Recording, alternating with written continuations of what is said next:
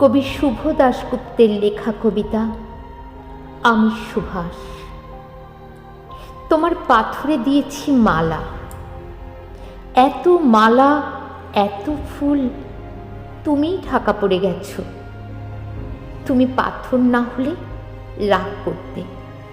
56 বছর আগের এক মধ্যরাতে এলগিন রোডের 3 তলার ঘরে আলো জ্বলছিল। চাদর গায়ের এক ছায়ামূর্তি পায়চারি করছিল অবিরাম। বাইরের রাস্তায় ইংরেজ পুলিশের চর সতর্ক সজাগ চোখে দেখছিল। তার সব সতর্কতাকে বুদ্ধ বানিয়ে তুমি তখন অন্ধকার চিরে ছুটে চলেছ আলোর পথে। দেশের মানুষ, কাক পক্ষী কেউ টের পায়নি। তুমি চলে যাবার পর 56টা শীত, বর্ষা, গ্রীষ্ম, উধাও। তুমিও সেই থেকে প্রত্যেক জানুয়ারিতে পৃথিবীর এপাড়া ওপাড়া সব মাটিতে তোমার অনশ্বর পায়ের ছাপ।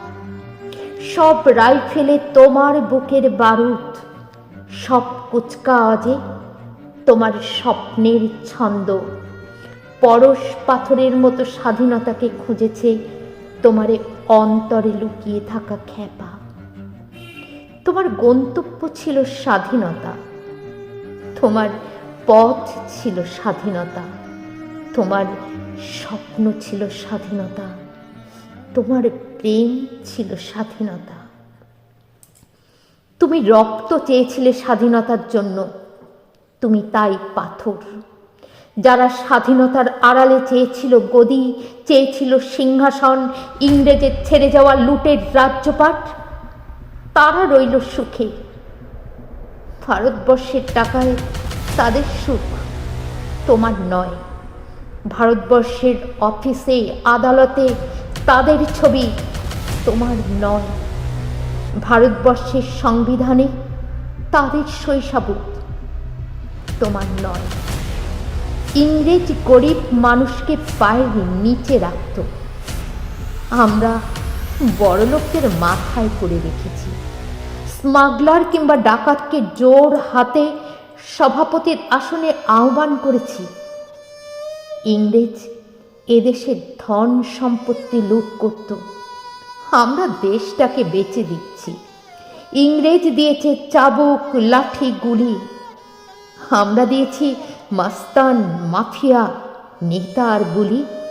ইংরেজ দিয়েছে কালাপানি, সেলুলার জেল, আমরা দিয়েছি টিভিতে সুপারহিট মোকাবিলা আর আইনসভায় আয়ারাম গয়ারামের খেল। 56 বছর আগের এক মধ্যরাতে পরাধীন এই দেশ ছেড়ে তুমি চলে গিয়েছিলে স্বাধীন এক স্বদেশে ফিরে আসার স্বপ্ন নিয়ে। তুমি ফিরে আসোনি, স্বাধীনতা এসেছে।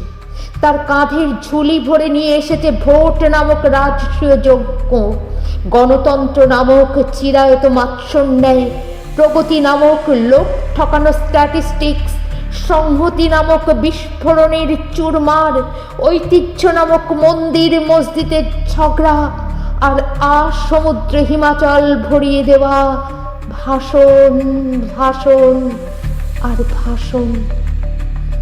56 বছর ধরে তুমি পাথর হয়ে আছো। 56 বছর ধরে ভারতবর্ষ অধীর অপেক্ষায় কান পেতে আছে। ইথার তরঙ্গে কবে হঠাৎ শোনা যাবে স্বাধীনতার নিজস্ব কণ্ঠস্বর। আমি সুভাষ বলছি।